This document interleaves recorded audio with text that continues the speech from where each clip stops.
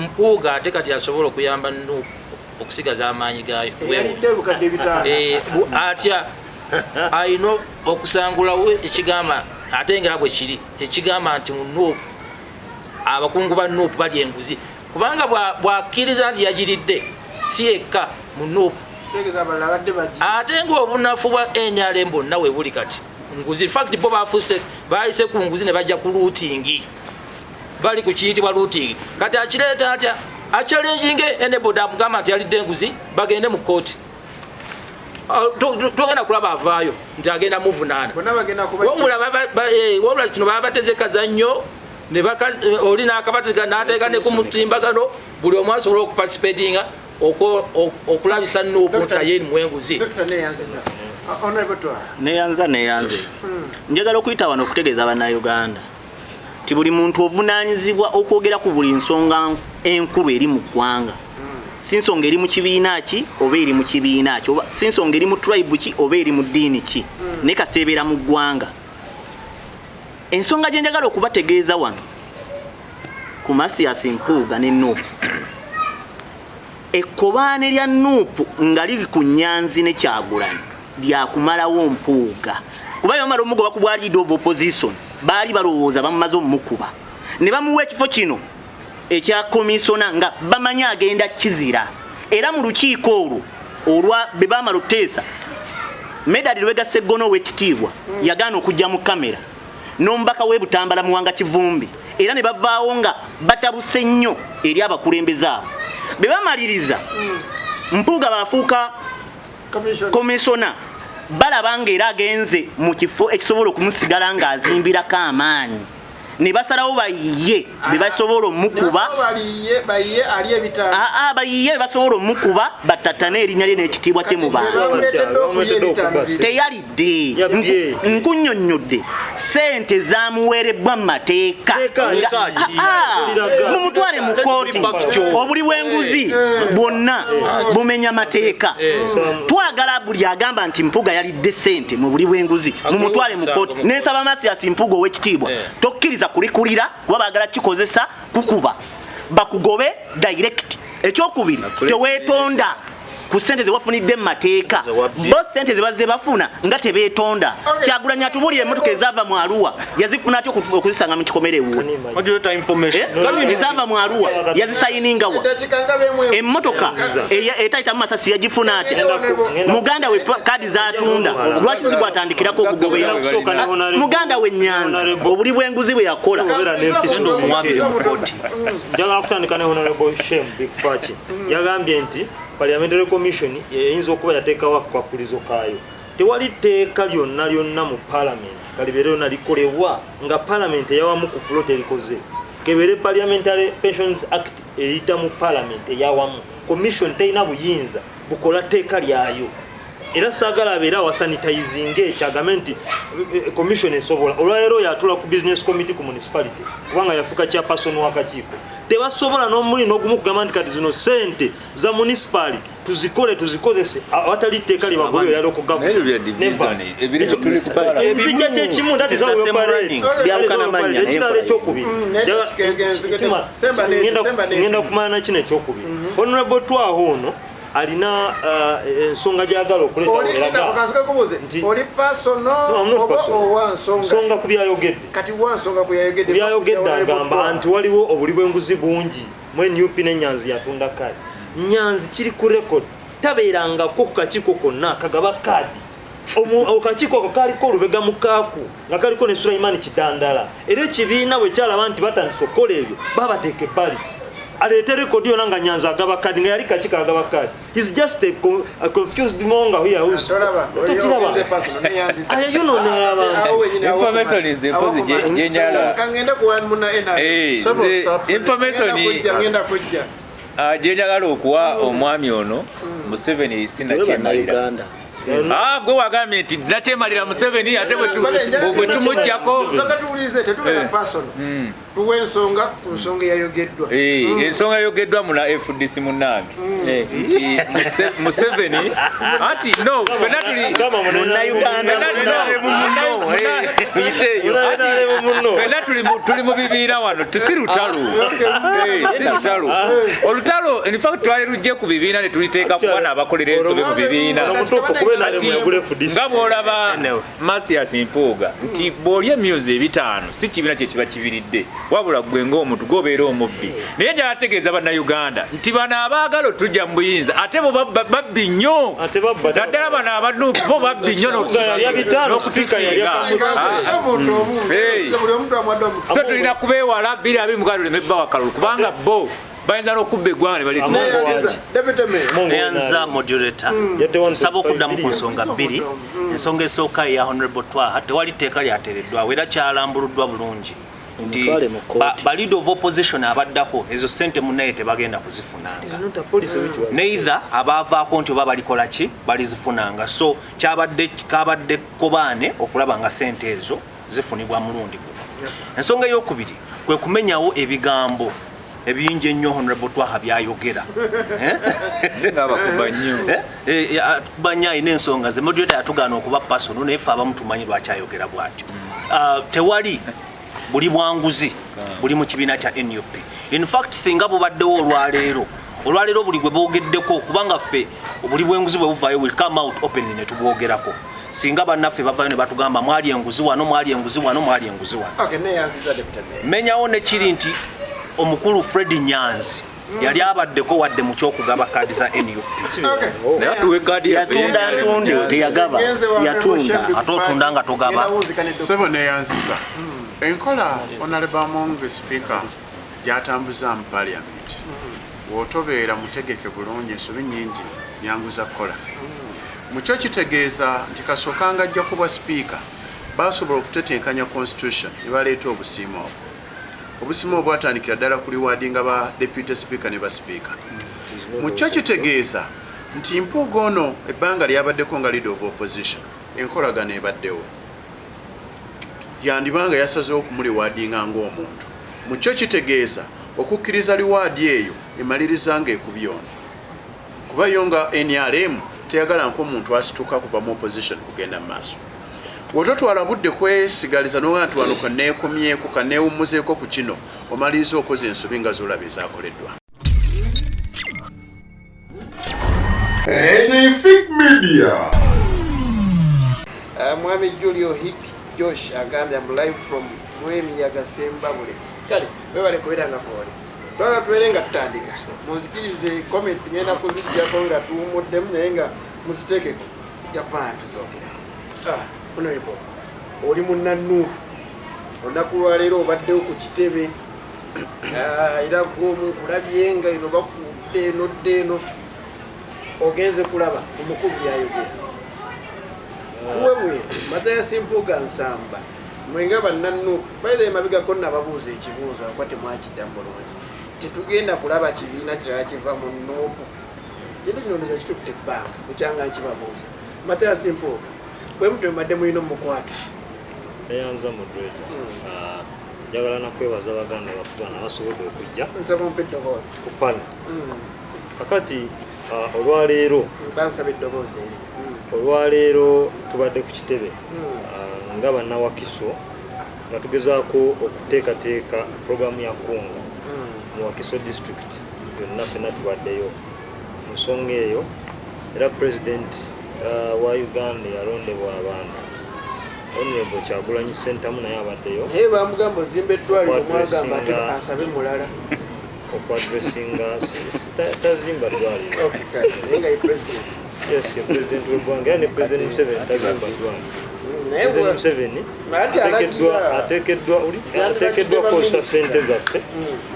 nezibeera allocated bulungi mu budget president si oli bwe yasaba eddwaliro bava ne bamugamba nti tolina zisaba oyo sigwa obw'omusolo kubanga naye ate era ne bwe lizimbibwa tugeze mu gavumenti eno yaba Museveni si abazimbi sente zaffe ziba zituzimbidde ki eddwaliro ez'omukati olwaleero tubaddewo n'enteekateeka eyo njagala tugende straight ku point Masias Mpuuga nsamba deputy president in charge of Uganda. Yes. Ata abadde ye commission of fire. Newunya bw'ŋŋamba nti tusazeewo okumuyisa bwe tuti. Ekibiina kyaffe kya National Unity Platform kirina empagi 5 kwe zitambulira oba kwe tutambulira. Mpuuga mwakamulaba kati.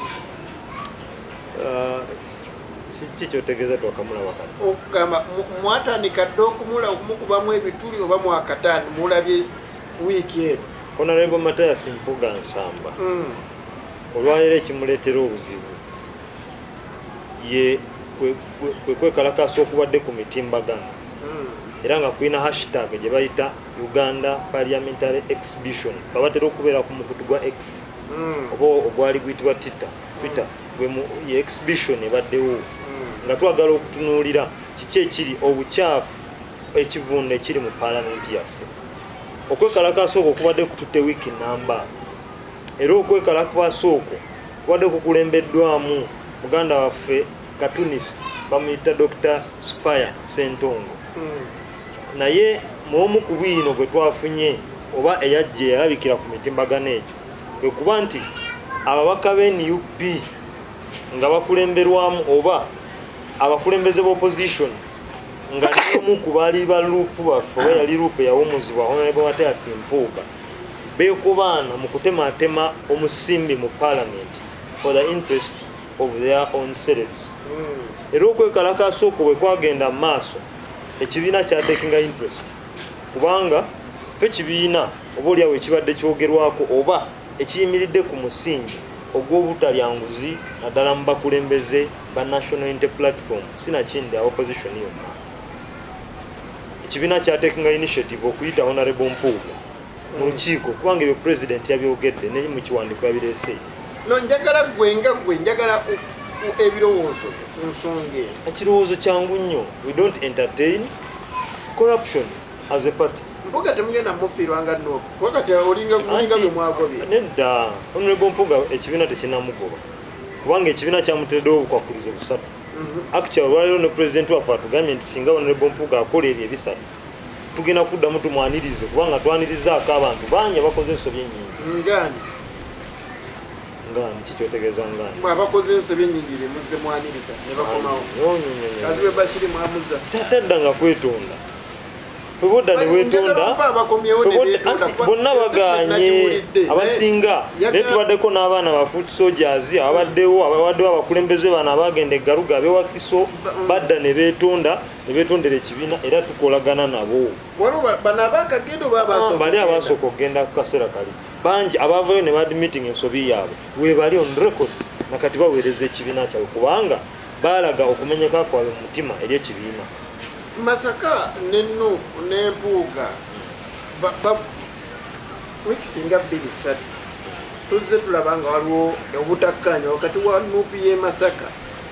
ne Kampala. Ekira njagala kukimenyawo tewali Nuupu ya Masaka tewali Nuupu yaki Masaka waliyo ba players. Nuupu y'e Masaka omanyi nagikulira gende mpola njagala budakiika eno ngenda kumaliriza ekikuzibu ekiriwo ndaye dakiika zange oziyingiramu Masaka teri Nuupu y'e Masaka na Nuupu y'e Kampala. And mind you njagala okutegeeza tewali muntu sekinnoomu munene kusinga institution ya National Unity Platform taliyo. Era ngeze mpulira abantu abalowooza nti kakati NUP era egenda kugwa Masaka etya. Mpuuga siye kabaka w'e Masaka. Bwanika tali is not even among the players. Kino ekikoledde olwaleero president esettingiddwa okulaga abakulembeze bonna ku mutendera gwonna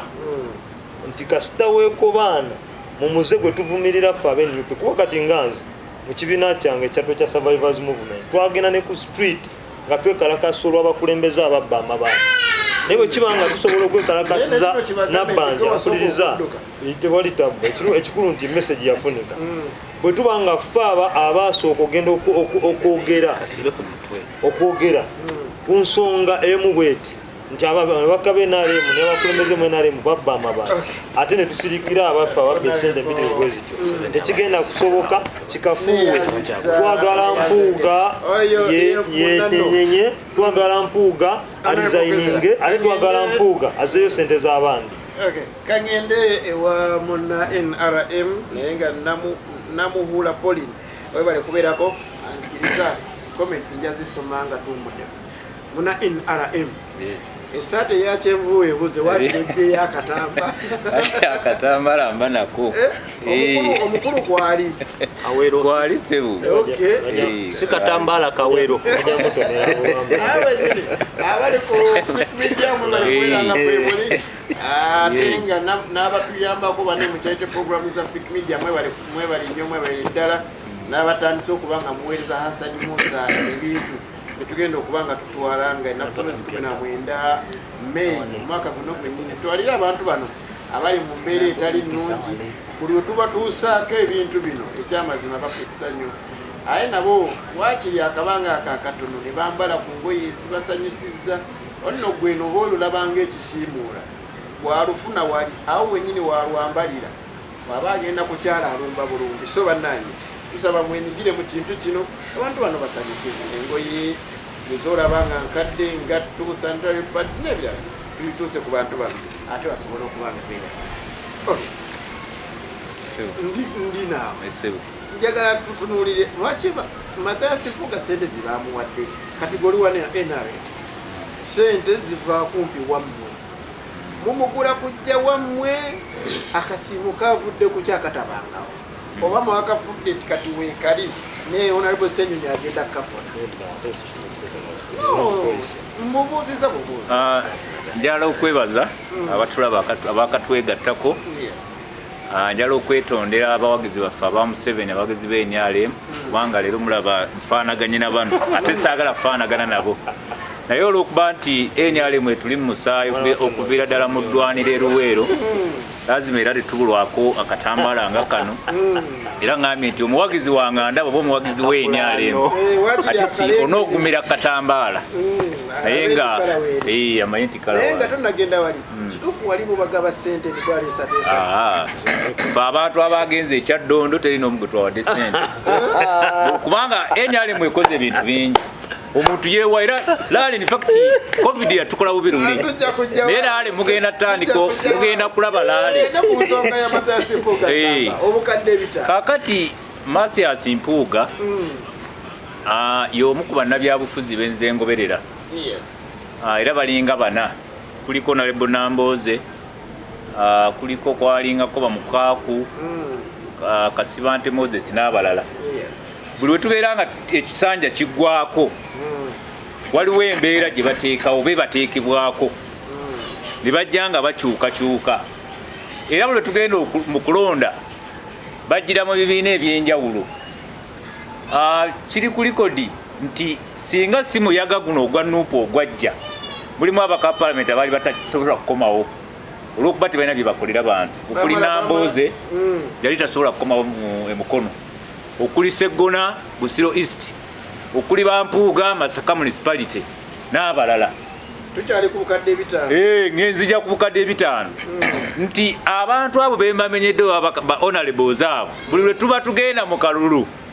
ebiseera ebisinga bwe babadde bavaawo kati Honorable Mpuuga kino eky'emyezi 5 kyazze bano bagenda kyekwasa bwekwasa abanuupu naye ye Mpuuga olwedde baali bamutandisa omusojja ku luyonzi oba baluyita luwonzi ng'era balaba nti olw'okuba bo babamanyira nti buli lwe tuba tugenda mu kalulu bakyuka nga alinga gwe bagamba nti owaitera otuviire kyatandika mu kumugira akolagana ne sipiika ani atakolagana na gavumenti sipiika Kadaga ng'akyaliko nze waliwo mbaka palamenti we Nakaseke namusangayo batanaba kufuuka mbaka palamenti naye ng'amuswamye tosobola kubaako kyofuuka tosobola kubaako kyokola Lutamaguzi Honorable ebiseera bwe yali Kadaga yali akyali sipiika palamenti nga tanafuuka mubako sigundi Lutamaguzi nengamba ono omusajja opposition akuba gavumenti yaffe ayagala kyene wa sipiika kuba sipiika ye gavumenti naye twagenda ogira booti ng'ayingidde palamenti kobeere Bobi Wine nga tonaba kubuuza 5 ono gye yabijje gwe kyogamba osobola otulaga emmoloka gye wagijja etayitibwa mu Masasi osobola okutulaga mu myaka 2 n'ogula ekizimbe mu Kampala ekirimu obuwumbi n'obuwumbi ku Kavule ate kyani kyogolina ekyapa kyakyo kibiina kyawa so emiliyoni ze5 zino teriiyo munnabyabufuzi atayagala kulya buli munnabyabufuzi yena akabeera ono kansala w'ekyalo essaawa lwaleero ne tuvaano ne mutuuza ne mugaka nkuwe kuseneza emyoga myuzi 10 ateekawo engalo ne muwa so kabeere Bobi Wine kabeere Besigye ekibadde mu FDC sente essaawa kize ne mu Nuupu ti miliyoni 5 sente zabaziteekamu yemmwe anti no CFA era nze bano mbaagadde nnyo nayiseewo Kavula omanyi baatukola bulungi Kyagulanyi bwe ebizimbe yabigula ku kkubo ffe nawe tuyita nayiseewo nga ndaba boobukofira nga beetala twagala bamukunye ku luno nga tanaba kuva mu Nuupu kubanga ye agenda ani Honorable Masias Mpuuga agenda kuvayo mu Nuupu naye twagala bano bamukunye aba Nuupu ani yakuwadde 5 kuba naffe twagala kumanya ani awo bano ab'opposition abatabula bwe bamala okukwata sente nga bavaayo obedda siddamu comments ne waliwo omwami Zabuli Alicia agambe wamma oli mutuufu nnyo bakwate n'obugalo ate n'akatama akanyongera okukabalaga twagala Honorable Kyagulanyi nga ye wadde tanabatulaga ye jajje bugagga mu myaka 2 atukunyiza empuuga ono emiliyoni 5 zavuddewa akugambe Honorable Katongole Julius Mumiransana akugambe sebo ugambe nti mbu speaker e government ate kati ebikono bya government tabimanyi ebikono tabimanyi bya government speaker naye mwali so emiliyoni ze5 fenga government bafa ekibiina ekiri mu buyinza tetugulirira abantu twegattako era njagala banagerike bagamba nti balwanyisa ffe obuli bw'enguzi bwe tutuddeko nga ekibiina kiri mu buyinza bakunye empuuga nga tannadduka kuva mu Nuupu atubuulire emiliyoni ze5 bino yabijjeewa kubanga tuli beeraliikirivu ekibiina kyalimu kyennyini waliwo nampadde okujjukizibwa mwami eno kewebale nnyo kunsijukiza andaze nti Mpuuga abadde munafu nnyo wabadde ku lead of opposition ng'alinga ayina byabikkirira nti Ssenyonyi wazze agendeddewo direct ku ddwaliro ly'e Lubowa bo tebaagendayo kati onagamba egguliro liraba eddwaliro ly'e Lubowa contract tebaagiwanga Mpuuga yeropu teyaliko contract yozimba eddwaliro ly'e Lubowa teyakiwa budde Mpuuga yatambula amalwaliro gonna nekiwaliriza ne Prime Minister okusitukira mwagobeere Mpuuga gyakola gyalaga nze simanyi Mpuuga oba yakola nga akulira ludda oluvuganya yaliko ku bukiiko bwa Buganda Caucus n'ebirala naye byonna byavaamu ki so naye ffe tetwagala kutunula naye ffe tuli beeraliikirivu kubanga naffe ebimu ku bitumenya nga NRM bwe buli bw'enguzi sente zino ezitategeerekeka kubanga omubaka palamenti afuna miliyoni 5 zavuddewa bino 5 kubanga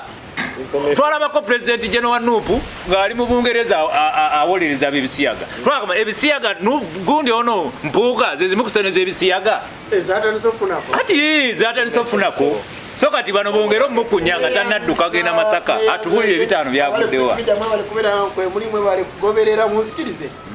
atenso kempumulemu abali ku YouTube kampumulemu katono abali ku Facebook tukyali ffenna munzikirize empisewo comments zino mangu Edific Media. Munzikirize ngende nsoke ewa Honorable Twaha ayagala information ngenda kujjayo naye nga Honorable Kavulu Shembi kufaaki kwali abali ku Facebook mwe bali kubeera nkwemuli muli mukola kyamaanyi nnyo ddala waliwo agaye tuli Bussi ku kizinga mu federal system ebusi gundi yamanyiyo Sani Musa ngenze ewa Honorable Twaha tuli ku Mathias Mpuuga nsamba Buganda tegenda kuva mu Nuupu ndowooza naye tayefuna awalala sijja kugamba nti Buganda egenda va mu Nuupu sijja kukozesa kigambo ekyo naye waliwo okusoomoozebwa era mpita wano okutegeeza ow'ekitiibwa Katikkiro wa Buganda Charles Peter Mike abeeko kyakola kubanga ye mukulu waffe mu Buganda yatuukibwako buli nsonga ey'enkizo mu Buganda okuva kuye neryoka egenda ku kitikkiro kyaffe ku taata waffe Kabaka. Waliwo ekkobaane ery'okuttattana abakulembeze ab'enkizo mu Buganda. Waliwo ekkobaane ery'okusaanyaawo abakulembeze abazimbiddwa okumala ebbanga mu Buganda, sinsonga wa NRM, sinsonga wa FDC, sinsonga wa NUP n'ebibiina ebirala. Naye omukulembeze ow'enkizo tazimbibwa mangu mu nnaku 2. Naye gwe omukulembeze ow'enkizo ow'obuvunaanyizibwa ow'ensa okujja okwagala omusaanyawo mu lunaku lumu. Kibi nnyo nnyo nnyo. Sikkiririza mu buli bwanguzi nga nze Twaha. Naye nkakasa nti abatugoberera batusinga okumanya ebintu bino. Kakana katono musajja sigwe modoleta. Leka modoleta ampadde obudde bwange leka mbukozese. Ensonga lwaki tuvumirira enkola eno ey'okuttattana abakulembeze. Waliwo ekkobaane lyenjagala okutegeeza bannayuganda abatulaba. Sebo modoleta emiliyoni 5 ezaaweerebbwa Oweekitiibwa Mpuuga zavudde mu Parliament. Era singuzi. Kasiimo akamuweerebbwa ng'abadde lead of opposition. Sigwe katandikiddeko. Njagala okutegeeza. Akasiimo tekasookedde ku Masias Mpuuga. Naye kano bakakozesa olw'ekkobaane okuviira ddala ku ntandikwa nabagamba wana baze batugoberera. Kyagulanyi Ssentamu n'abakulembeze ba NUP tebagalangako ku Mpuuga kubeera lead of opposition. Ate nga be bamuteeka mu kifo. Gyali force yateekebwawo Katikkiro wa Buganda aliko leero, Katikkiro eyawummula, bannaddiini omuli ow'Erubaga, ow'Ekibuli n'ow'e Masaka baatuula ku woteeri emu Entinda okukaka NUP ne mukulembeze waabwe Kyagulanyi okufuula ono lead of opposition. Era bamala okutuuka okwagala okumugoba babayita Kyagulanyi n'agaana. Naye ne kino kanti kugambe nti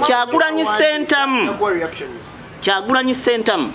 mu butonde bwe okuviira ddala nga muyimbi tayagala amusinga, tayagala ngako mugezi. Ekyo kikula kye yensonga lwaki buli kintu kyonna kyanga kiri mu famire gyakola nayo. Era talina njawulo na Gino Museveni. Mpuuga yafunye obukadde 5. Obukadde 5 ngani gwe babuwa. Tunajjukira abaaliko basipiika ba Uganda bafuna emmotoka eziri mu buwana. Nati kugambye kabadde Kasiimo singuzi. Ekyo sagana kumenyera baani bazze babifuna. Sagana kumenyera baani bazze bazifuna nze nkugaye kabadde Kasiimo. Ne Kyagulanyi Ssentamu be yava ku bubaka wa Parliament obwa Kyaddondo bamuwa obukadde obusuka mu 2.5 nga Kasiimo okubeerako omubaka wa Parliament obwa Kyaddondo nga teyazizaayo. Kyagulanyi Ssentamu y'omu annyonnyole bannayuganda gye yajja emmotoka etayita mu masasi. Kyagulanyi Ssentamu y'omu twagala atunnyonnyole ku ssente ezatundibwa muganda we kaadi nga tamugobanga awanyisa obuli bw'enguzi. Kyagulanyi Ssentamu twagala atunnyonnyole gwe yawa obwa lead of opposition bisekezi ssente ezamuweebwa ku kunoonyereza ku kisaawe ky'ennyonyi nga teyazizaayo. Ekya Uganda eky'Entebbe nga teyazizaayo. Bamuwanguza emanyiddwa obulungi nga tagyogerangako. Ssente ezaweebwa Sekuritale General mu 2021 nga tebazoogerako. Zaali zaaki?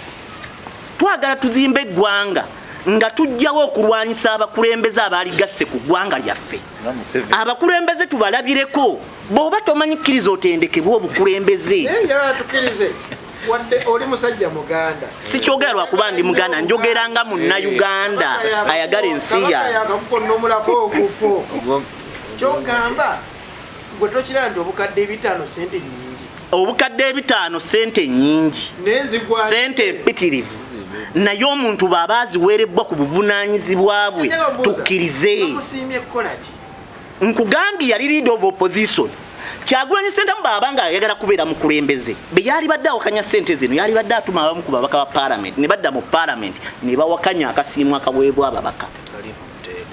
Teeka kiri oyogerako nkugambye Parliament yawadde oli akasiimu nga lead of opposition eyawummula ne bakomisona abalala. Okitegeera newuunya batesansirisi ne benteesa ne baagala okulwana. Tuva mu kulwanirira ebibiina ng'ebibiina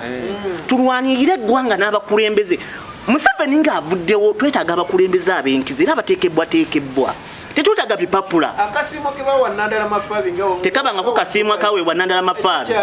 eri yali nguzi kutunda kibiina ezo zaali sente mmeka zaali mu billion and billion okitegedde okitegedde tetwaga tudde wano kubuzaabuza bannayuganda nze bemba nteesa ku lw'eggwanga ate nteesa ku lw'abaana bange n'abazzukulu bange eno Uganda gye mulaba yeetaaga abakulembeze ab'enkizo ne be tuba tulwanyisa Nakyemalira eyaddira famire ye n'agifuula nga yeesalawo buli kimu nga twagala kujjawo Museveni Nakyemalira tuleete Bobi Wine Nakyemalira B azimba omutima olw'omuntu olw'okuba alina akalungi kaafuje nga tamuwaddeeko Bobi Wine y'omu butamuwa oba butabawaako ekyasuuza Masias Mpuuga ku Leader of Opposition ziri ensonga nnya Masias Mpuuga yakulemberamu okulwanirira ababaka ba Parliament omuli Ssejjirira n'Alani Ssewanyana n'abajja mu kkomera omukulu kwe yali akolera ssente muti abantu baffe n'agenda ebweru ne bamuwa nga tazoogerako Masias Mpuuga n'akulemberamu okulaga enteesa ennungi mu Parliament ya Uganda era nga ye mbaka wa Parliament eyasaawo ebyafaayo nga Leader of Opposition nga baba ateesa ne sipiika ne baminisita bamuwuliriza kamaleyo ne kano ekyokusatu Masias Mpuuga yassaawo enkola okola bwa supervisor ku buli kitongole omwalina okulambula amalwaliro ekyanyiza omukulu ng'amubuutikira kuba yo omukulu ayagala nga waali yeseggwanga abalala bonna nga nseera zina kukanyizibwako mu Parliament ezampuga zakanyizibwako nkugambye zakanyizibwako era zamuweebwa ne bakomisa n'abalala singuzi wabula kasiimo agende mu Parliament n'ababaka be manye ddala mwe bali kubeera nga mutugoberera kangende wa deputy mayor Yes, Masias Mpuuga nsamba abantu kumwagala suula Buganda. Wow, neyanziza kakati nno abantu abatali bansa batera nnyo okuleeta amawanga mu bintu ebiri genuine. Kyagulanyi musajja Muganda, Mpuuga musajja Muganda. Naye nze saagala kubeera tribalistic, njagala kubeera genuine. Bwe tuba twavumirira Nandala Mafaabi ne banne okulya ssente ne batuuka n'okuva mu kitebe ne bagamba bazze Katonga olw'okuba baalya ssente nga baziyita ssente z'ekibi lwaki tuyina okupamparinga abamu nga bagenze ne balya ssente z'omuli w'omusolo njagala okunnyonnyola ssente ezo omukulu agenze n'ayogera ku motoka eziweebwa basipiika ba palamenti abaaliko simanyi ba vice president ekyo kiri constitutional kiri mu tteeka abantu abo balina okufuna obusiimo obwo naye teri wekyawandiikibwa nti okubeera ng'obadde Leader of Opposition waliwo ssente z'olina okufuna ng'ovaako etteeka bw'aba alina alireete era singa lyabadde olwaliwo singa tetuli mu koshoninga ssente zino Masias Mpuuga zeyakoze eki zeyafunye tukkirize oba tugaane bannayuganda bali mu mbeera ey'okwerya enkuta bali mu mbeera embi NUP tuyina kwe tutambulira ze tuyita core values ekimu ku ebyo tulwanyisa enguzi era olwaleero Kyagulanyi atugambye openly ng'akyali president wa NUP tewagenda kubaawo nguzi eribwa kwobeeraani akubika ate nga lwaki tavaako so constitution egamba ki agenda wangula ddi constitution egamba ki so njagala kumanya deputy mayor nubu mwagala kusigaza batuufu bokka kyengezaako okuleetera bw'obeera n'abaana ewaka tewali gwe baagobye Masias Mpuuga tebannamugobako mu kibiina ekugambye ebintu biri bisatu 1 vaayo weetonde 2 zaayo ssente z'ekibi 3 resigninga ku kifo ky'oliko nga commissioner ekyo kyo yakiganya kakati oyo oba omugobye mu kibiina so bw'obeera n'abaana ewaka omwana bw'akola ensobi omukangavvula naye omuntu nga Masias Mpuuga muyina mudisikasingako nga mukubye muyise bantu very good tewali be baayise tewali be baayise tebadde press conference olwaleero ekibadde ekavule wabaddeyo okumiitinga abakulembeze ba NUP mu Wakiso district era bwe tubaddeyo ebadde pressure okuva mu bantu nga baagala president akyogereko ekisa ebibiina nga FDC kyetaagisa kubanga buli lwovayo noyogera openly kiina gwe kiyigiriza abadde ajjo kikola lwaki tetuyigira ku nsobi ezibaddewo ekisa DP okubeera nga eringa bweri olwaleero balabanga ensobi ne basirika ne batayagala kuvayo kuzoogerako openly ekisa FDC besi gye bamutwalira sente ezo ku petrol station n'aziraba sente nti bazirina naye n'asirika n'adda mu kulya sente singa tewavaayo alamu ya Ssemujju Nganda olwaleero singa besi gyakyazirise ku sente ezo ne bwe bamala okuba kerere ne boogera besi gye n'atandika naye okwekangabiriza so okulaba ensobi ne tusirika kye kigenda okutta ebibiina byaffe and that is not going to happen in no kola ensobi tukwogereko either weetondooterere n'abalala bayige ensobi nti no tezirina kukolaki kukolebwa ku mbeera bannayuganda gye balimu omuntu teyanditutte miliyoni 5 n'azirya ng'omuntu tekyandibadde bwe kityo ng'akasiimo ate n'akasiimo akatali mu tteeka waliwo akasiimo akali mu tteeka naye kano akasiimo tekali mu tteeka no tewali gwe bajjeewo tewali gwe bagobye mu kibiina aveeyo yeetonde azeeyo sente z'ekibi ajja kuddamu tutambule nga mmaliriza nga NUP ku mpagi ze tutambulirako core values mulimu discipline mulimu integrity mulimu n'ebirala naye reliability n'ebirala naye ku ebyo tetugenda ku entertaininga lunaku n'olumu muntu agenda kutattana kibiina olw'ebikolwa bye ekyokubiri ng'era omu bwe yagambye awo abantu bano abamu ndowooza bagenda ne balowooza nti waliwo omuntu omunene okusinga NUP taliiwo tali munene okusinga NUP singa yali munene okusinga NUP yandizenga independent n'awangula ng'ojja ku kibiina olina kigattako so si kwegulumiza nti nno ki kyolwokuba bakuzimbye simanyi obaddeko mu Buganda biki no as long as you subscribe to a party olina kutambula nakyo information katono agenda mu Buganda ne bamuwakali muzikize ngenda wa Dr. Kangware kano njagala kaise omwami medium size awe bali kubeera kagambi deputy mayor. We are talking senses. Just mean to see my knees. Uncle, you deserve something. Wow. Okay. Where is it? I'm going to Miran Sana for a Gambi, Nayesonga, Erico million return is a corruption. I will get that.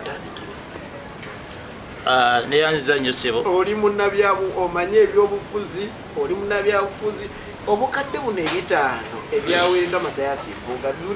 butegeeza ki ezo ate kuba Matayasi Mpuuga sente butono okusinziira ku sente z'abadde controlling nga leader of opposition billions z'abadde controlling kati ezo pocket money bamwaleza kuteeka mu nsawo eyo pocket money ku Mpuuga ebitaano miliyoni ebitaano kiwulikika nga sicha bulungi tekiwulika bulungi nnyo matu g'Abannayuganda abasinga obungi yes olw'embeera gye bakola ki gye balimu eyo ebyenfuna naate ngaeyo toginenyeza Mpuuga ku condition zonna ze bamuwadde ssatu talina gyagenda kutuukizaako neki nedda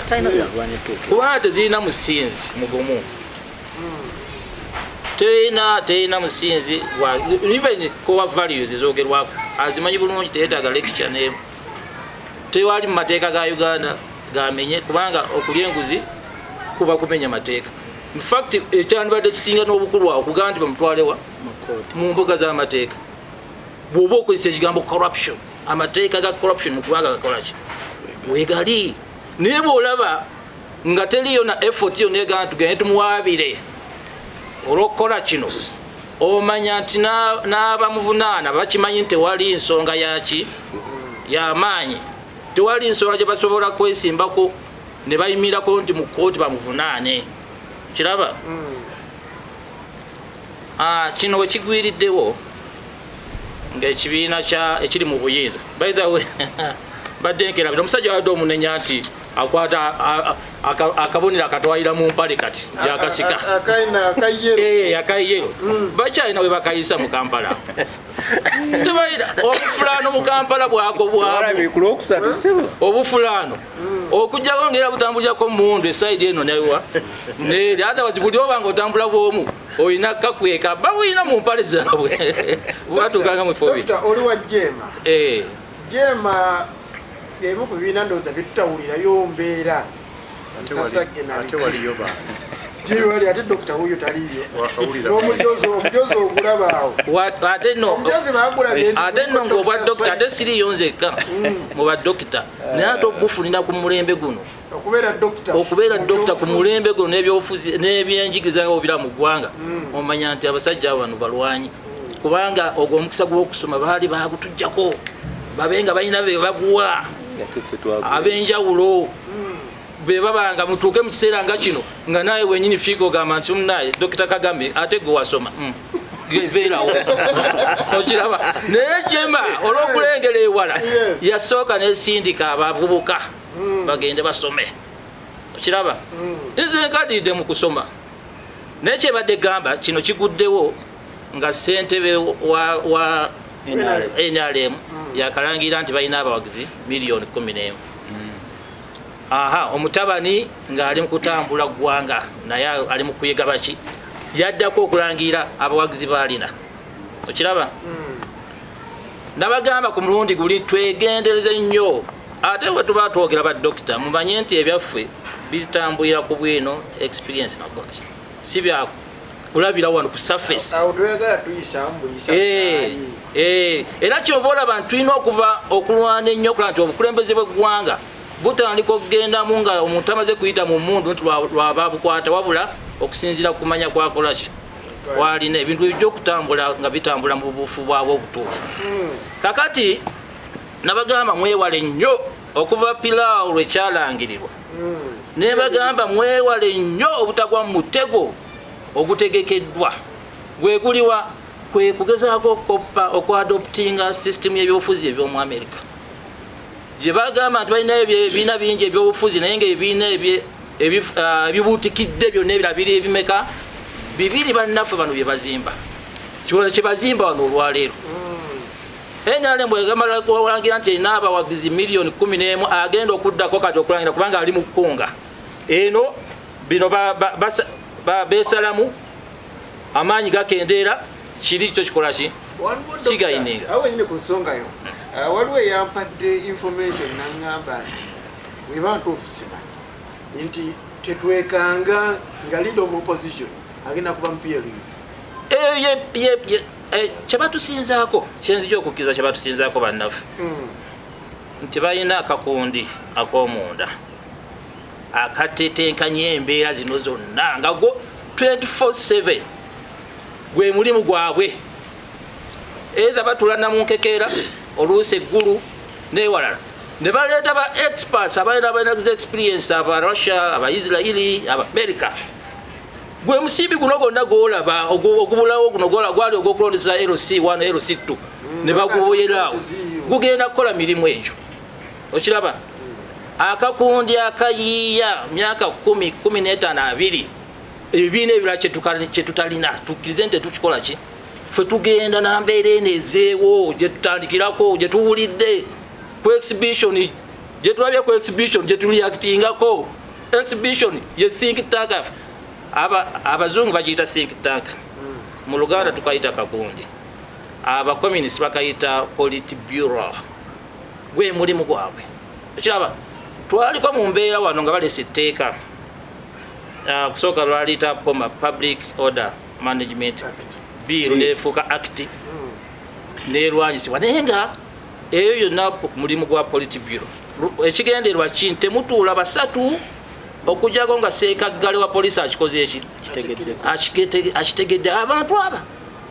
ekyo nno tekibavanga mubannaffe waliwo yalirwanyisa etteeka nerivaayo ekintu kino kiridatinga otya ku nsonga z'Amathias Mpuuga kyenjagala okukugamba era wenzijaawo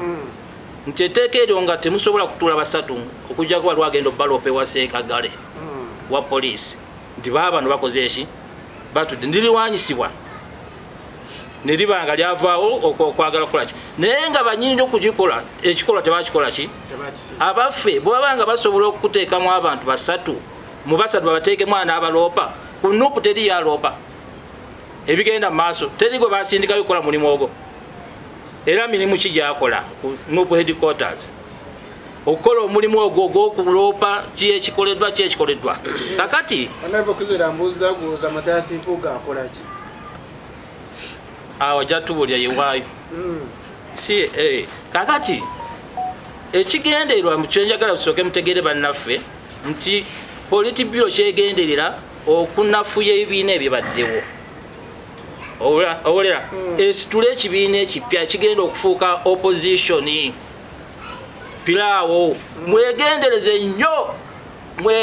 nnyo omutego ogwo ambush eyo it's a very calculated political ambush gyetuguddemu gyetutandise okugwamu olwaleero nkugambye saa gwabadde musango gundi gwe yakola amateeka weegali ani avuddeyo agamba nti agenda muwaabira enguzi gye yalidde enguzi ekyokubiri tunuulira kino omulimu oli ali ku nuupu gwakola gwe basindikayo eyandibadde babayita bati alumika nazaayo naye talukoma kulumika n'amagezi n'akola ki mu bbaluwa zonna eziwandiikibwa ku nuupu wali olabyeyo bbaluwa kyegenda ku mutimbagano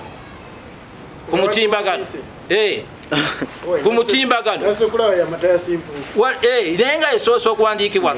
ku mukungu oyo mu kugiteekayo tewali kigendererwa amagezi ani yagabawadde ekyo politi bureau ku remote yo terabikawo wali togirabawo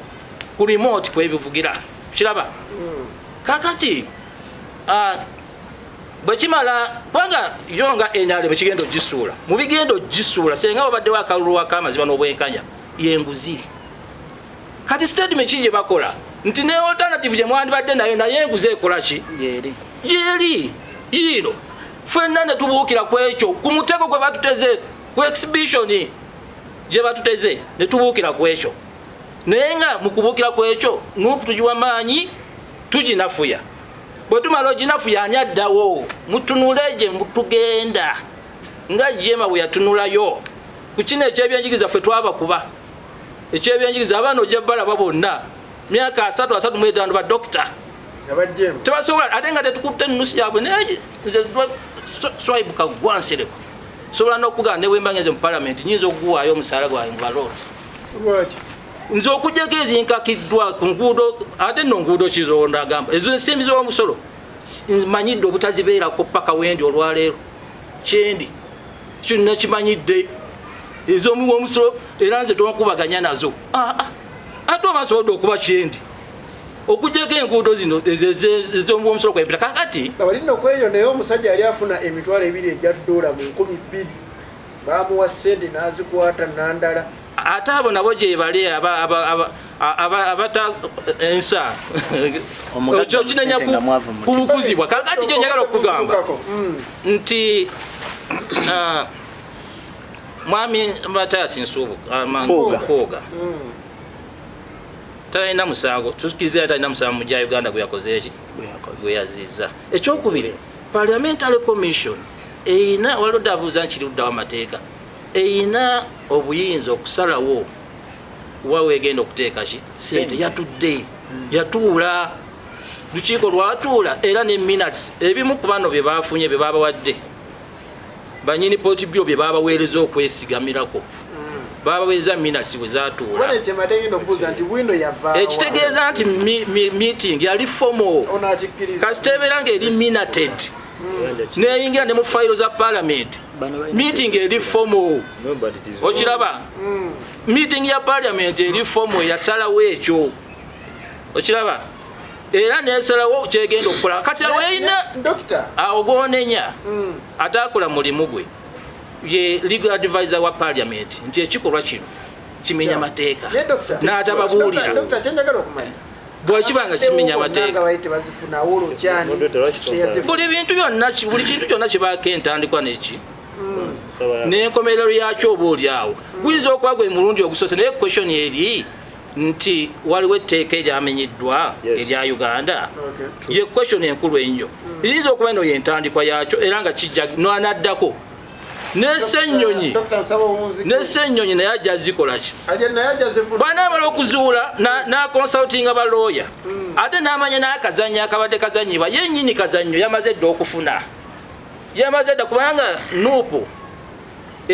togenda kugamba nti n'amaanyi gagyeyongedde olwaleero kubanga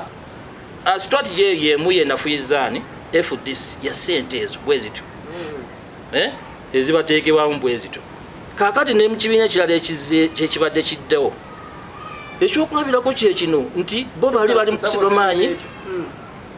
bali mu kusitula ekibiina kye baagala ekirala tugende ku system ng'ey'Amerika either Democrats or Republicans naye nga bonna engozi yeki yemu njagala kujabulula njagala oyogere ku nsonga eya oba kiri mu tteeka kakati dokita ayogedde bulungi kituufu parliamentary commission ke kakiiko akategeerera palamenti naye n'akakiiko ako kalina okuoperate nga buli kimu kye kalina okukola naye kaba katudde nga bwagambye nti it was a formal meeting kituufu naye kalina kukolera mu tteeka tekali above the law nti kalina okukola nga ko kasinzidde ku biragiro bya speaker no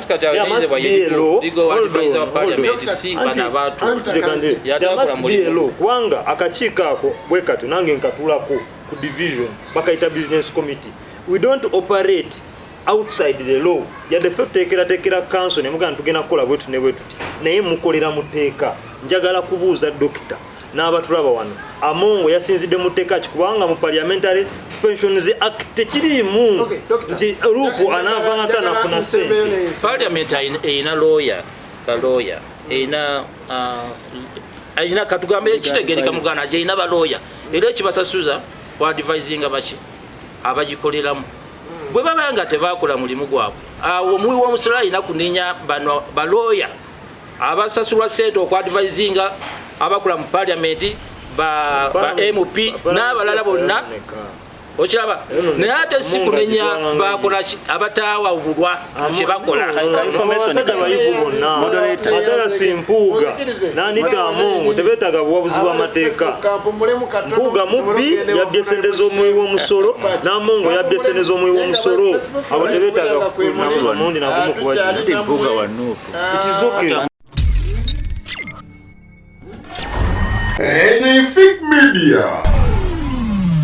Tukomyewo honorable tu no bansaba kangene honorable shame breakfast honorable Wanjisa ndina buki nuupu esaanawo aso moderator neyanziza ebitambula mu parliament ne mu party yaffe si byangu byakutegeera mangu side zonna ntuufu side zonna zeetaaga okweddako ku side emu okitulabula ekifuluma mu parliament yaffe yonoonese etya waliwo amateeka agafuluma ne gatatuukako eno wabweru gamanya mu kyo kiba kitegeeza nti nga bakomishona basobola okukeramakyo tuteeke etteeka lino eritabaddeewo naye tulifuula erigo ku side emu otunuulira aba leader of opposition ababaddewo bawini kiiza tebafuna ssente ezo Mathias Mpuuga ne katiimu kadiringa nako beemabega abadde atula n'Anita n'abalala ne tulowooza nti bali mulwale abantu abo banga baatuula ne baga nti tupulaninga okukola tukifuula ligo nga tukikolera etteeka omala okifuula ligo n'okikolera n'etteeka mu kyo kiba kitegeeza nti wema nfunye ssente ezo nzifunidde mu tteeka but unfortunately ffe abeebweru tetwamanya okakwakulizaako kyekifuula okuba nti kiri ligo side endala parliamentary commission badde n'obuzibu bwa honorable Zaake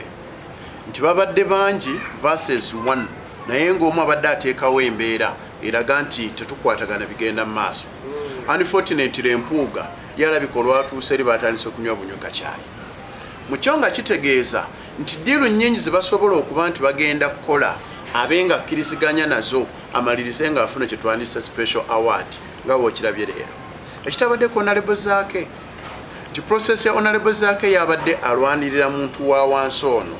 nti miliyoni 5 bino mfo kyobbiwa omuntu omu ateeke mu nsawo lwaki tebikola activities endala mabegawo tukitunuulidde nti parliament yakamala okugaba emmotoka ewadde ba deputy speaker ne ba speaker Mukyo kitegeeza nti ssente zandibadde ziyamba ku nguudo zimaliriza ate ziganyiddwa mu bantu batono. Ekyo Nuupu kyeteyagala. Olya mukama wange. Saidi endala nkitunuulira nti pate yaffe tuba tulina core values nga muli discipline. Discipline tetegeeza kufukamira kubuuza naye etegeeza nti osobola okulaba nti abangi ekibanyigiriza oyimirira nakyo. Ye core value gye tuyita inconclusiveness nti nga tunnaba kwerowoozaako abaala bano balowoozaako ki ab'omugatto abangi. Kyendaba nti Honorable Mpuuga kye kibadde kimulemye okuzannya mu feva y'abantu. Saidi endala nkitunuulira enkwata ebintu gye bikwatibwamu bitya nti twagadde kamera. Process y'okwagala kamera kitegeeza n'ekintu twanabadde tumalira mu kasolya k'ennyumba tumaliriza tukifulumiza. Mu kyani gwe tuwa credit Mr. Museveni amaliriza asikowalinga nti ensonga ezanibadde ziggwera munda ng'ebaatuula omusajja ne yeetonda gye bali ng'ebakireyiminga kuba saaliyo ekyo kyanibadde kimala. Mu kyo nga kitegeeza nti omuntu muteese ku probation okoze ensobi emu tetukusuubira kukola nsobi ndala. Ebiseera ebisinga omuntu bamuwamu obudde obwejjusa nti nalya ssente zino ate teyakikkaanya nakyo kyandibadde kirina kikimuwa ekyokuyiga nti activity endala wejjanga eyo special award yo taziriimu olwakino ekyatuukawo. Naye okuba nti incidence ng'eyo evuddewo from nowhere yamugiteesezzaako omuntu akkiriza abeenenyereza abali munda ate information efulumira ku mikutu. That is my biggest challenge senga omuntu. Kyetutambuliramu kiri nti tulabise naye process y'okulabisa etulagawa etulekawa nga pate. Okiwulira nti tukyagala tetukkiriziganya mu nguzi tukikkiriza bulungi. Naye era wenkola ensobi n'ompita ne tutuula ne nfuna n'obudde obukkiriza okujja nti ono bannange bantomezaamu kuba abantu abo ebaatuula anite mukyala wa ddiiru nnyo ye yanibanga yabaga nti kyetuba tupulaninga okukola tuteekewo etteeka tuliyiseemu. After all Parliamentary Commission evunanyizibwa ku nsonga nnyingi. Amateeka abasajja ne bageebagira. Bw'omala okuteeka ekyo ne kifuula loofu ne kifuuka kya tteeka kiba kitegeeza mbasizizza musango. But the unfortunate part is tetwamanya abeebweru. Naye ate oli ajja kukuga nti constitution yaffe twakkiriza okuwa special okuwa those special awards nga onoogamba nti constitution yakkiriza abaliko ba former speaker ne ba deputy okubaako kye babawa bandibanga ne bano bayingizaamu akantu kaabwe nti ne ba leader of opposition babeeko kye bafuna. Previously leader of opposition tabadde na budget nnene nga olaba leader of opposition Mpuuga gyaleseewo. Mu kyo nga kitegeeza yanibanga yeerobingira ng'omuntu mu process y'okwerobya ekiba nkitegeeza nti kyamunafuyamu amaanyi okuba nti akkiriziganya n'abantu bano abeebweru abamusindika betukkiriziganyaamu. Mu kyo nga kitegeeza nti ssente zandibadde nnyingi ng'obusiimo ng'obwo lwaki tebukomawo mu malwaliro fo ky'okuziwa omuntu omu. That is our biggest challenge. Nekiba nkitegeeza nti pate yaffe tulina okulabamu embeera eyo tulabe nti ensonga tumala ozikkaanyaako ate tuziyise mu mawulire oba zisigale awo munda. So process ya kamera vis-a-vis ne kyetwagala okuggusa kijja tuleka nga kitunafuyizzaamu on the other side. Njagala obunzike nakino. Yes, sir. Ndaba bunyenze kumunda kigenda. Bili abiri mukaaga Nuupu ogirabawo. Amazima gali nti pate yaffe amaanyi gatuli mu bantu. Kyekisooka. Abantu banaatandika okulaba nti waliwo bye tukola ebitatambula nga wetulabanga ekyo nti omusajja omuyiso omugayi nti ozizza omusango tutudde wansi tukaanyiza okedde ku makyo kiteese mu mawulire tukkirize tugaane kitegeeza kinene. Teri munnabyabufuzi atalina amukkiririzaamu kyekisooka. Ekyokubiri wabanga Mr. Museveni akedde ku makya n'atutega PLU on that side mu kyo kiba kitegeeza ekintu kinene. Alondesa yamulonda emmundu yazirina sente yazirina abalaakalulu yakalina asobola n'okugamba nti langirira owookuna asinza agenda akimalire mu kkooti era mu kkooti n'akutega ekizinzi nti waliyo abalamuzi babe. Yes, ngenda kujja kuwa omukulu wa the Golden Shield agambye here watching live continue giving us knowledge. Kansokene doctor. Mpuuga ate kati asobola okuyamba Nuupu okusigaza amaanyi gaayo atya alina okusangulawo ekigamba ate ngera bwe kiri ekigamba nti Nuupu abakungu ba Nuupu bali enguzi kubanga bwakkiriza nti yagiridde si yekka mu Nuupu ate ng'obunafu bwa NRM bonna we buli kati nguzi in fact bo bafuuse bayise ku nguzi ne bajja ku looting bali ku kiyitibwa looting kati akireeta atya achalenging enabled amugamba nti yalidde enguzi bagende mu kooti togenda kulaba avaayo nti agenda muvunaana wabula kino baba bateze kazannyo oli n'akabatega n'ateeka ne ku mutimbagano buli omu asobola okupasipatinga okulabisa Nuupu nti naye erimu enguzi neyanze njagala okuyita wano okutegeeza bannayuganda ti buli muntu ovunaanyizibwa okwogera ku buli nsonga enkulu eri mu ggwanga si nsonga eri mu kibiina ki oba eri mu kibiina ki oba si nsonga eri mu tribe ki oba eri mu ddiini ki naye kaseebeera mu ggwanga ensonga gye njagala okubategeeza wano ku Masias Mpuuga ne Nuupu ekkobaane lya Nuupu nga liri ku Nyanzi ne Kyagulanyi lyakumalawo Mpuuga kuba yamala omugoba ku bwa leader of opposition baali balowooza bamumaze omukuba ne bamuwa ekifo kino ekya komisona nga bamanya agenda kizira era mu lukiiko olwo olwa be baamala okuteesa Medali Lwega Ssegono w'ekitiibwa yagaana okujja mu kamera n'omubaka w'e Butambala Muwanga Kivumbi era ne bavaawo nga batabuse nnyo eri abakulembeze abo be bamaliriza Mpuuga baafuuka komisona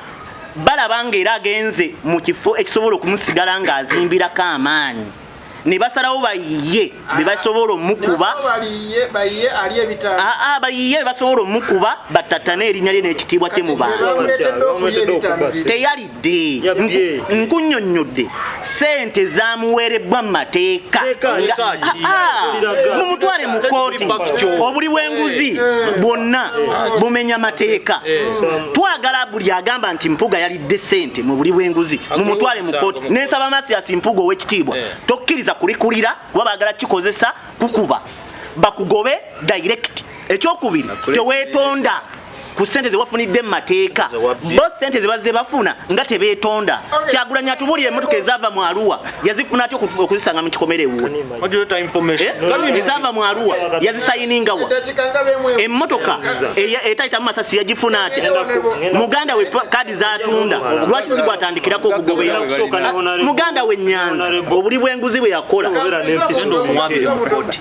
njagala kutandika ne Honorable Shem Big Fachi yagambye nti Parliamentary Commission eyinza okuba yateekawo akakwakulizo kaayo tewali tteeka lyonna mu Parliament kalibeere lyonna likolebwa nga Parliament eyawamu ku float erikoze kebere Parliamentary Pensions Act eyita mu Parliament eyawamu Commission teyina buyinza bukola tteeka lyayo era saagala abeera wasanitizinga ekyagambe nti Commission esobola olwaleero yatula ku Business Committee ku municipality kubanga yafuuka chairperson w'akakiiko tebasobola n'omulino ogumu kugamba nti kati zino sente za municipality tuzikozese awatali tteeka libagobera lyali okugavumenti kyekimu ekirala ekyokubiri ngenda kumala nakino ekyokubiri Honorable Twaho ono alina ensonga gyagala okuleeta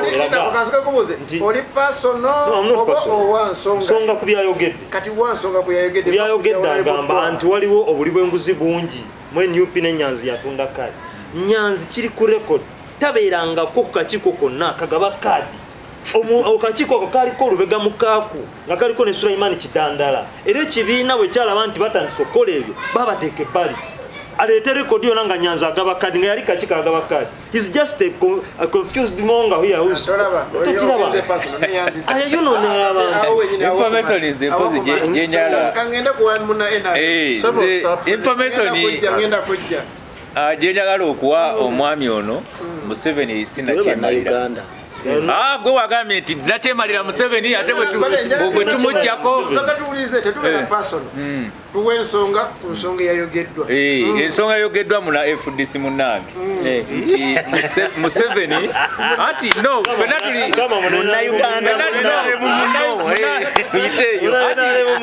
tuli tuli mu bibiina wano tisirutalo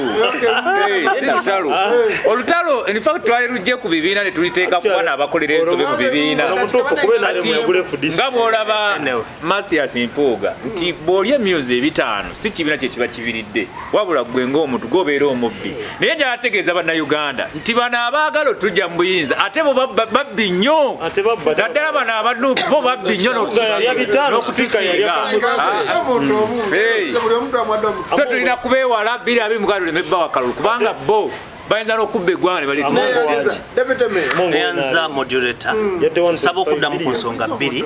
ensonga esooka eya honorable twaha tewali tteeka lyateereddwawo era kyalambuluddwa bulungi nti ba lead of opposition abaddako ezo ssente munnaye tebagenda kuzifunanga neither abaavaako nti oba balikola ki balizifunanga so kabadde kobaane okulaba nga ssente ezo zifunibwa mulundi guno ensonga ey'okubiri kwe kumenyawo ebigambo ebiyinja ennyo honorable twaha byayogera kubanya ayina ensonga ze moderator yatugaana okuba pasono naye ffe abamu tumanyi lwakyayogera bw'atyo tewali buli bwanguzi buli mu kibiina kya NUP in fact singa bubaddewo olwaleero buli gwe boogeddeko kubanga ffe buli bwenguzi bwe buvaayo will come out openly ne tubwogerako singa bannaffe bavayo ne batugamba mwali enguzi wano mwali enguzi wano mwali enguzi wano menyawo nekiri nti omukulu Fred Nyanzi yali abaddeko wadde mu kyokugaba kaadi za NUP yatunda ate otunda nga togaba sebo neyanziza enkola Honorable Monge Speaker gyatambuza mu Parliament bw'otobeera mutegeke bulungi ensobi nnyingi nyanguza kukola mukyo kitegeeza nti kasookanga ajja kuba Speaker basobola okutetenkanya constitution ne baleeta obusiimo obwo obusiimo bwatandikira ddala kuli waadi nga ba deputy speaker ne ba speaker mukyo kitegeeza nti Mpuuga ono ebbanga lyabaddeko nga leader of opposition enkolagano ebaddewo yandibanga yasazeewo okumuli waadinga ng'omuntu mukyo kitegeeza okukkiriza liwaadi eyo emaliriza nga ekubyona kuba yo nga NRM teyagala nk'omuntu asituka kuva mu opposition kugenda mu maaso wototwala budde kwesigaliza n'owantu wano kaneekomyeko kaneewummuzeeko ku kino omaliriza okoze ensobi nga z'olaba ezaakoleddwa neyanziza ensonga ya alliances obudde ndaabongotte ngate nyanjiwa olunaku wiiki ejja tugikubaganyeeko ebirowoozo njagala kubuuza nsaba owunzike na kino mu ttemu eribaddewo ndowooza lyettemu lyensosa okulaba nga tewali musiraamu ateereddwa mu bussi buno ensonga ensaba ogikubaganyeko bulowoozo ngikuwadde lwansonga oli musajja musiraamu oli musajja alabikira mu busiraamu eggwanga kyerina okumanya bannansi kyemulina okumanya wonna we muli nti embeera gye tuwangaliramu ya lutalo tuli eggwanga lyaffe liri mu kaseera ka lutalo olutalo lwenyini olulimu emmundu n'okufa olutalo olulimu okutta bannaddiini b'oyogeddeko kati lukutte mu myaka 10 kubanga yasooka okufa mu ngeri eyo Sheikh Abdulkarim Sentamu mukwano gwange oyo buli we muzukira mukwano gwange kuba nzikira ne twali nakaseera awo nga tumusalira ffenna ekidaala nga kiri mu maziga tuli mu kusala naye mu maziga enzitamu gye bamutta ne batakoma ku oyo ne bagenda basheeki bawulidde ddala kumpi nabo bagenda mu 10 kuva 2011 kyengezaako okugamba nti embeera gye tulimu ey'olutalo bannaddiini bagigendeddemu abakulembeze b'ennono bagigendeddemu abantu ba bulijjo bagigendeddemu embeera y'olutalo lwenyini erimu panda gaali panda drone mutabani wange omwana wa muganda wange yali alwadde emulago ngenda omulaba ku kitanda ngamba abaana baffe muganda wange Swaibu abaana baffe batambulye ku ddiini omwana abadde yakamala okusoma okukwata Qur'ani naluli nakyogerako wano venasa nao namungona salafu yakaweza myaka 18 Kizito Abdulkarim era twamubula mu linnya lya Sheikh Wafoli Abdulkarim ne bamunona ne wajjajawe wano wakulidde ku Nsoba Masjid Hidaya tatambulanga noko kuva Kampala miles 2 ndi bamutwala ku Buyeekera abaana Uganda olwaleero okusinziira ku Auditor General John Muwanga report gyakatwala mu parliament ko nakulira amakomera byabashayija balina abasibe emitwalo 3.5 bavubuka bali ku remand okubeera ku remand kitegeeza tebalina misango gibavunaanwa ebbanga lyonna naye batwalibwanga ba prisoners of war kubanga prisoners of war talina musango guli mu Penal Code Act. Guno omulundi okiraba guno omulundi abasiraamu bakisimattuse. Yes. Eddakiika emu obudde bungi. Anti kati kyegambye nti olutalo lutwalira mu buli munnaki Uganda okiraba naye ekyekiruleeta nti abatufuga mentalite yaabwe tevanga mu lutalo lwa nsiko bwekyali era kwe batambuliza bwe mubeera mu mbeera eyo ey'olutalo teri kintu kisobola kutambulira ku bulungamu bwakyo. Zembeera zino kwowulira kwe twesika bano olwaleero byabadde mu mateeka mu palamenti tebyabaddemu. Ekintu kyokka ekyesigamibwako olwaleero buli olu kyabaakoze kubanga kino ekirowoozo Mpuuga ne baba musajja wattu balumusuulamu si ye yakireeta kino kirwadde twogerako ekya ssente si ye yakireeta mu palamenti okyaba naye lwaki bakireetera ku ki bagamba tulina emmundu banaakola ki awe tulina okuva olwaleero era ye sayini eno gyolaba wano gun to knowledge bannayuganda tuve ku kiyitibwa okutwambuliza obulamu bwaffe okufugibwa okuba nti abatufuga beesigamya ku mmundu tebeesigamya kuki kumanya eyo campaign gye tulina okutambuza olwaleero tetukkiriza mwami Museveni yabaasembayo okuba omukulembeze yatwala obuyinza ku mmundu ate n'abuddukanyiza ku mmundu. Abasiraamu tebaasimattuse kubanga luno bayagadde basimattusa basimattuse kubanga abatemu babakutte era tebakwata singa babayodde dda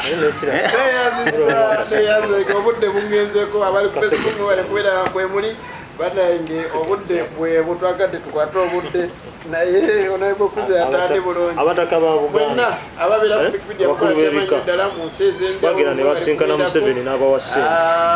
naye era Obuganda n'Obwakabaka bwavayo ne bubeegaana bwagala muzi ate era ne